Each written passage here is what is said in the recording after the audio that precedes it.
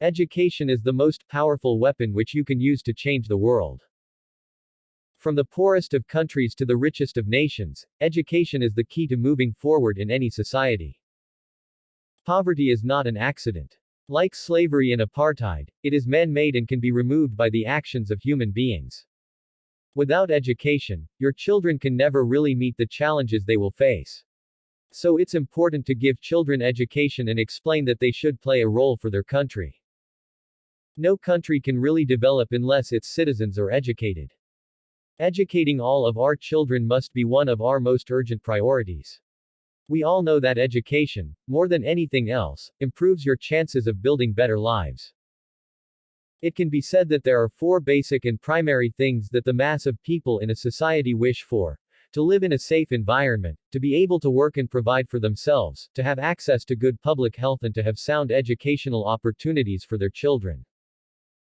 The question of education has nothing to do with the question of the vote. On numerous occasions, it has been proved in history that people can enjoy the vote even if they have no education. It reaffirmed my long-held belief that education was the enemy of prejudice. These were men and women of science, and science had no room for racism. No one is born hating another person because of the color of his skin, or his background, or his religion. No country can really develop unless its citizens are educated. Any nation that is progressive is led by people who have had the privilege of studying. It is not beyond our power to create a world in which all children have access to a good education.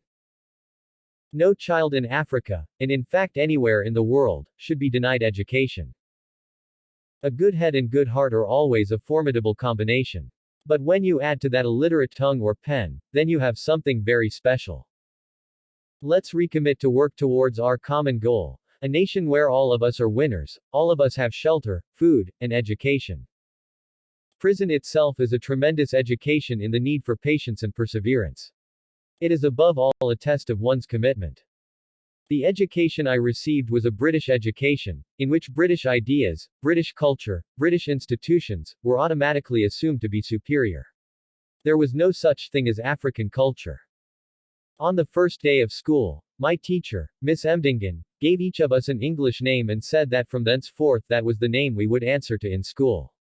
This was the custom among Africans in those days and was undoubtedly due to the British bias of our education.